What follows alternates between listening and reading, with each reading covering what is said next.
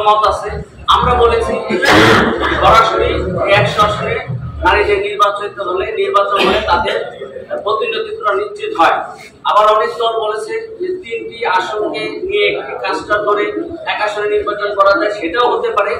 যেভাবে হোক আমরা নারী সরাসরি নির্বাচনের মাধ্যমে তাদের প্রতিনিধিত্ব নিশ্চিত করার কথা বলছি এবং এটা বাস্তবায়িত হলে নারী আসন আছে সেই 50 জনের ক্ষেত্র থেকে এখন 100 জন জাতীয় সংসদে নারীদের প্রতিনিধিত্ব নিশ্চিত করার ব্যাপারে আমরা আলোচনা করছি। আমরা মনে করি বিদ্যমান ব্যবস্থায় যে 50 জন নারী আসন জাতীয় সংসদে আছে সেটা নারীর জন্য যথেষ্ট মর্যাদাকর নয়। এটা একরকম বোনাস কিংবা দয়া দাক্ষিণের ব্যাপার হয়ে দাঁড়ায়।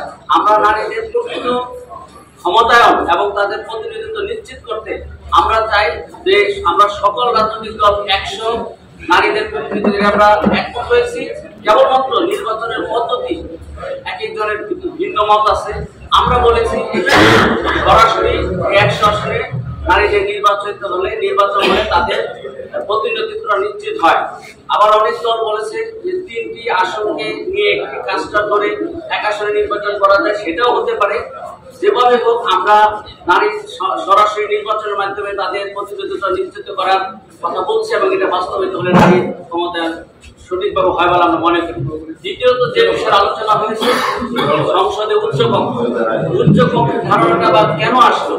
আমাদের দেশে বিদ্যমান যে জাতীয় সংসদের যে অবস্থায় সংসদগুলো অকার্যকর থাকে এবং সাংসদরা তারা 5 বছরের জন্য নির্বাচিত হয়ে তারা গণ থেকে শুরু করে নানান রকম স্থানীয় উন্নয়নের সাথে জড়িত হয়ে যায়। তারা আইন প্রণয়ন না করে তারা নানা রকম প্রজেক্টের কাজে ব্যস্ত হয়ে যায়। এই ক্ষমতার স্বেচ্ছাচারিতা যাতে না হয় এবং তাদের ক্ষমতার ভারসাম্য রক্ষার জন্য আমরা একটা আপার হাউজের কথা আমরা বিপ্লবী ওয়ার্কার্স পার্টি, গণতন্ত্র মঞ্চ এবং বিএনপি সহ আমরা আমাদের বিভিন্ন সংস্কার প্রস্তাব সেখানে আমরা এগুলো আলোচনা করেছি।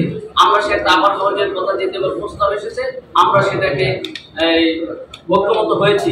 আপার হাউস ম্যাক্সিমাম রাজনৈতিক দলগুলো একমত হয়েছে, কিন্তু নির্বাচন পদ্ধতি নিয়ে আমাদের আলোচনা চলছে যেটা আমরা এখনো ঐক্যমত হতে পারিনি। কেউ কেউ বলছেন যে এটা সরাসরি ক্রিয়ার পদ্ধতিতে অনেকগুলো দল বলেছেন যে নিম্ন কক্ষের আসনের ভিত্তিতে।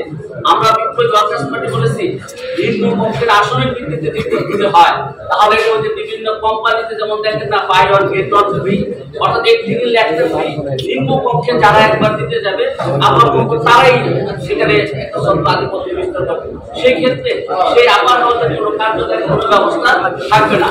যেখানে ব্যালেন্সের জন্য আমরা সেখানে বলেছি আপার হাউস অন্তত যদিও আমরা নিম্ন কক্ষেও পিয়ারের পক্ষে, কিন্তু এই বাস্তবতায় বাংলাদেশের বাস্তবতায় বর্তমান প্রেক্ষাপটে নিম্ন কক্ষের সম্ভব না হলে অন্তত আপার হাউসে ভোটের সংখ্যানুপাতিক অর্থাৎ পিয়ার পদ্ধতিতে সেটা নির্বাচিত হলে কিছুটা চেক এন্ড ব্যালেন্স হবে।